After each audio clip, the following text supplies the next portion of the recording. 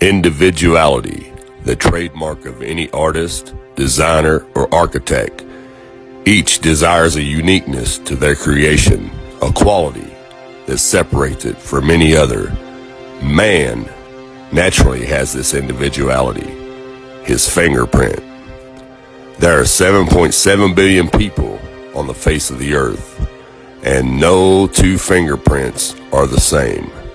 Everything we touch or make contact with is branded with a small expressed image revealing to all who see it who was there. Around 1200 AD, a man named Leonardo Pisano, better known as Fibonacci, who was a famous mathematician from the Republic of Pisa, considered to be the most talented mathematician of the Middle Ages, Pisano discovered a sequence of numbers that created a very interesting pattern. The sequence begins with the numbers 1, 1, 2, 3, 5, 8, 13, 21, 34, and continues indefinitely. Each number is obtained by adding the last two digits together. A rectangle with the length and width of any two of the numbers of this sequence forms what is known as the golden rectangle. A perfect rectangle. A golden rectangle can be broken down into squares, the size of the next Fibonacci numbers down and below. If we were to take a perfect or a golden rectangle, break it down into smaller squares based on Fibonacci's sequence, and divide each with an arc, the patterns begin to take shape. We begin to see Fibonacci's spiral. The spiral in and of itself is insignificant. Its importance is revealed in where we find it. Take, for example, the sunflower. The display of its florets are in perfect spirals of 55, 34, and 21, the sequence of Fibonacci. The fruitlets of the pineapple create the same spiral based on the sequence. The pine cone does the same.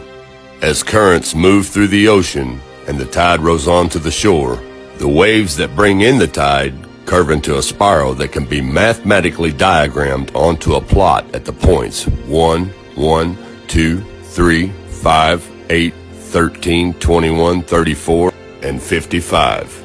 Buds on trees, sand dollars, starfish, petals on flowers, and especially the nautilus shell are formed with this exact same blueprint.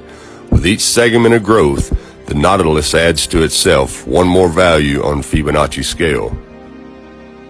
This blueprint can be seen around us on a small scale every day.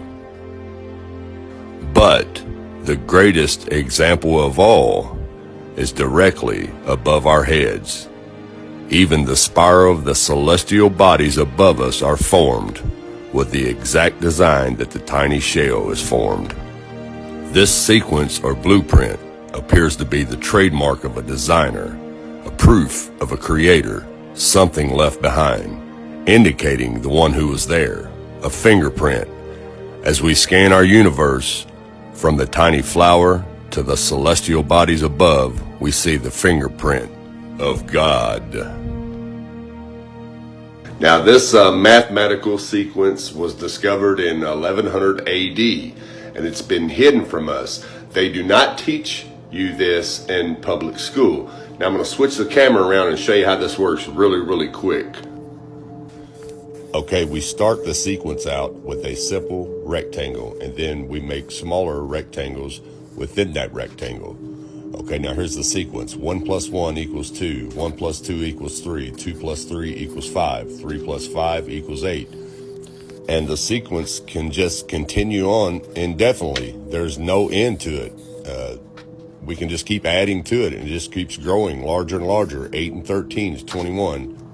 And you start your spiral going from the first number outward, and that is the Fibonacci sequence. And this simple little mathematical sequence proves that there's a creator.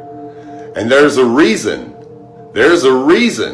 why the government would not allow this, well, actually not allow it. They won't fund this sequence to be taught in public schools, even though it was discovered almost 1,000 years ago. There's a reason why they will not fund this mathematical sequence to be taught in school. For one, it proves there's only one creator, one fingerprint, who created everything, because everything, every design created lines up with this sequence. And if they taught that in school, it would wake a lot of people up, and they'd be like, well, wait a minute. Everything on Earth has this same mathematical design, all the way down to our own DNA. You see what I'm saying? It would kill evolution theory, and it would kill the Big Bang theory. That's why this is not allowed to be taught in the public schools. It's time to wake up, people. Thanks for watching, and God bless.